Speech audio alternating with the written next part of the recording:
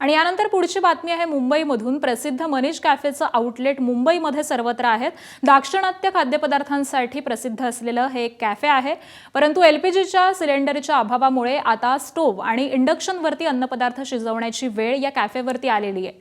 Menu कार्डवरील पदार्थ हे निम्म्यावरती आलेले आहेत। गेल्या 4 दिवसांपासून हीच परिस्थिती आहे। कोळशाच्या चुलीवरती भात शिजवला जातोय, तर लाकूड जाळून सांबार बनवला जातोय, तर इडलीसाठी मशीन्स वापरली जातात आणि परिणामी ग्राहकांची संख्या ही देखील यामुळे कमी झालेली आहे।